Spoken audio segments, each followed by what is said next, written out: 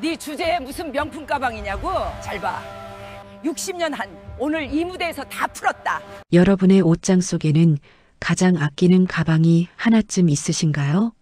어떤 분에게는 명품 로고가 박힌 화려한 가방일 수도, 또 어떤 분에게는 자식들이 첫 월급 타서 사준 의미 깊은 가방일 수도 있겠지요.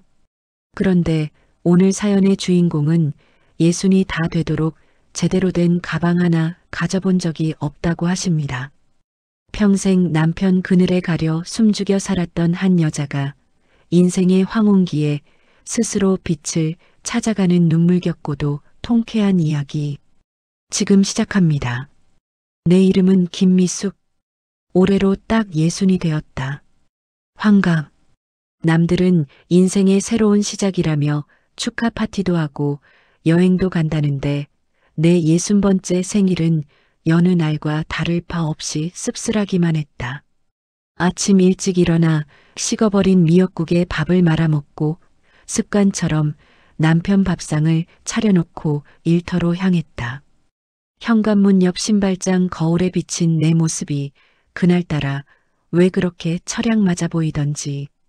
푸석푸석한 얼굴, 염색 시기를 놓쳐 하얗게 센 정수리, 그리고 어깨에 둘러맨 저 낡아빠진 가방.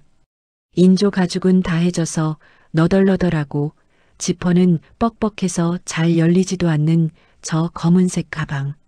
시장 바닥에서 10,000원 주고 산 지 10년은 좋게 넘은 저 가방이 꼭 내 인생 같았다.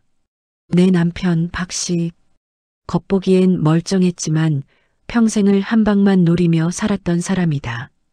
다니던 멀쩡한 회사를 그만두고 사업을 하겠다고 나섰을 때 나는 임신 8개월 만삭의 몸이었다. 미수가 조금만 기다려봐. 내가 이번에 크게 성공해서 당신 손에 물 한 방울 안 묻히게 해줄게. 저기 백화점에 걸린 명품 가방 색깔별로 사줄 테니까 딱 기다려. 그놈의 딱 기다려 소리를 들으며 산 세월이 30년이다.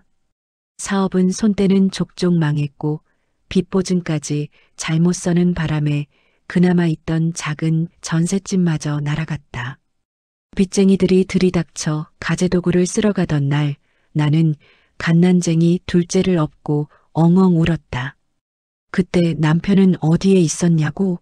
술에 취해 며칠째 집에 들어오지도 않고 있었다. 가장 노릇은 내 몫이었다. 식당 설거지부터 시작해서 봉제 공장 미싱사, 건물 청소까지 안 해본 일이 없었다. 내 손가락 마디마디는 류머티즘 관절염으로 퉁퉁 부어올랐고 허리는 펴질 날이 없었다. 그렇게 뼈 빠지게 일해서 번 돈은 밑 빠진 독에 물 붓기처럼 남편의 빚을 갚거나 술값으로 사라졌다. 아이들 학비 대기도 빠듯한 살림에 나를 위해 10,000원짜리 티셔츠 한 장 사는 것도 사치였다. 가방? 그런 건 꿈도 못 꿨다. 시장에서 장볼 때 쓰는 커다란 장바구니가 내 유일한 가방이었다. 어쩌다 친구들 모임에 나갈 때면 딸아이가 쓰다 버린 낡은 에코백을 들고 나갔다. 친구들이 화려한 가죽 가방을 테이블 위에 올려놓을 때 나는 내 초라한 가방을 의자 밑으로 슬그머니 숨겨야 했다. 그 비참함이란 겪어보지 않은 사람은 모른다. 여보, 나도 남들처럼 번듯한 가방 하나만 갖고 싶어? 비싼 명품은 아니더라도 그냥 어디 가서 부끄럽지 않을 만한 그런 가방. 술에 취해 들어온 남편에게 큰맘 먹고 이야기했을 때 돌아온 대답은 비수처럼 내 가슴을 찔렀다. 가방? 야, 내 주제에 무슨 가방 타령이야? 시장통이나 다니는 여자가 가방이 왜 필요해? 빚이나 다 갚고 그런 소리 해.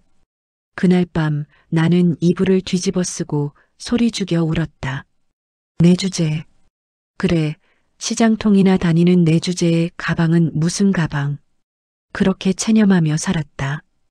60년 동안 김미숙은 없었다. 빚쟁이 남편의 아내, 가난한 집에 엄마만 있었을 뿐. 그러던 어느 날이었다. 식당 일을 마치고 버스를 기다리는데 정류장 옆 전봇대에 붙은 전단지 하나가 눈에 들어왔다. 비바람에 찢겨 나풀거리는 종이였다. 당신의 잃어버린 꿈을 찾아드립니다. 시니어 모델 아카데미 일기 모집. 나이 60세 이상, 열정만 있다면 누구나. 시니어 모델? 평소 같았으면 콧방귀를 뀌며 지나쳤을 것이다. 그런데 그날은 왠지 모르게 발길이 떨어지지 않았다. 당신의 잃어버린 꿈이라는 문구가 자꾸만 내 발목을 잡았다. 내 꿈은 뭐였지? 나에게도 꿈이라는 게 있었나? 홀린 듯이 전단지를 떼어 주머니에 넣었다. 며칠 밤을 고민했다. 미쳤어. 내 나이가 몇인데 주책이야. 라는 생각과 한 번뿐인 인생. 이렇게 죽기는 너무 억울하잖아. 라는 생각이 머릿속에서 전쟁을 치렀다. 결국 나는 평생 처음으로 나를 위한 도전을 선택했다. 꼬깃꼬깃 모아둔 비상금을 털어 아카데미 등록을 했다. 첫 수업날 나는 기가 죽어 고개도 제대로 들지 못했다.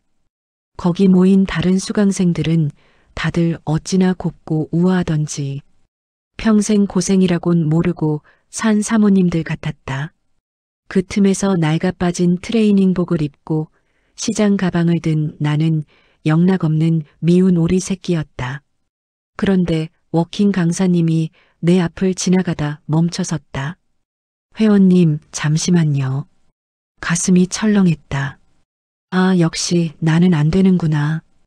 옷차림이 너무 추레해서 나가라고 하려나 보다 싶어 얼굴이 화끈거렸다. 그런데 강사님의 입에서 뜻밖의 말이 나왔다. 회원님은 삶의 무게를 견뎌온 단단함이 몸에 배어 있으시네요. 등이 굽지 않고 꼿꼿하세요. 그 자세가 모델에게는 가장 큰 무기입니다. 눈빛만 조금 더 당당하게 하시면 아주 훌륭한 모델이 되실 것 같아요. 그 말을 듣는 순간 눈물이 핑 돌았다. 평생 짐만 지고 살아온 내 굽은 등이 사실은 삶을 버텨낸 훈장이었다니. 누구에게도 들어보지 못한 칭찬이었다. 그날부터 나는 미친 듯이 연습했다. 식당 주방에서 설거지하면서도 허리를 꼿꼿이 폈고 버스를 기다리면서도 벽에 기대어 자세를 교정했다. 거울을 보며 웃는 연습도 했다. 처음엔 거울 속 내 모습이 너무 어색해서 입꼬리가 파르르 떨렸다. 웃는 법을 잊어버린 지 너무 오래되었기 때문이다. 아이고 미수가, 너 요새 뭐 좋은 일 있니? 얼굴이 폈다. 식당 동료들이 물어볼 정도로 내 표정은 밝아졌다. 하지만 남편은 여전히 소파에 누워 TV 리모컨만 돌리며 나를 비웃었다. 나이 60 처먹고 무슨 모델이야, 모델은. 괜히 헛바람 들어서 돈이나 날리지 말고 그만둬. 예전 같으면 주눅이 들어 그만뒀을 테지만 이번엔 달랐다. 나는 대꾸도 하지 않고 방으로 들어가 벽을 보고 워킹 연습을 했다. 두고 봐라.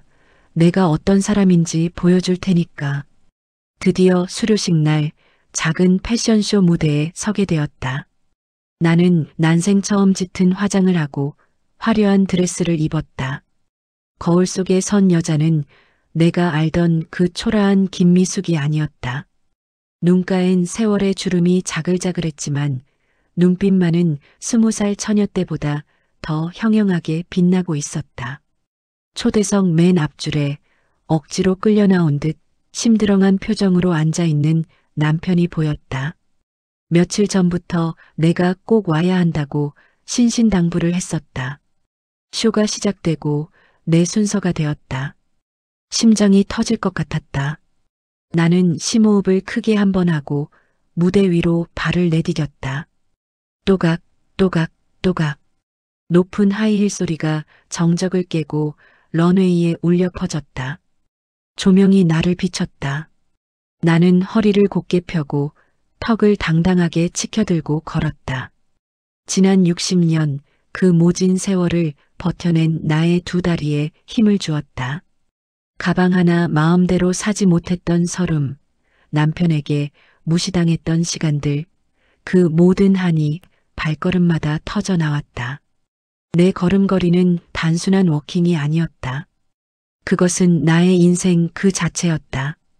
무대 중앙에 서서 관객석을 향해 고개를 돌렸다. 그리고 연습했던 대로 아주 우아하고 당당하게 미소 지었다. 찰칵, 찰칵 카메라 플래시가 터졌다. 그 순간 나는 보았다. 맨 앞줄에 앉아있던 남편의 눈이 휘둥그레지는 것을. 입을 떡 벌린 채 무대 위에 선 나를 알아보지 못하고 멍하니 쳐다보고 있었다. 저 여자가 정말 내 마누라 김미숙이 맞나? 하는 표정이었다.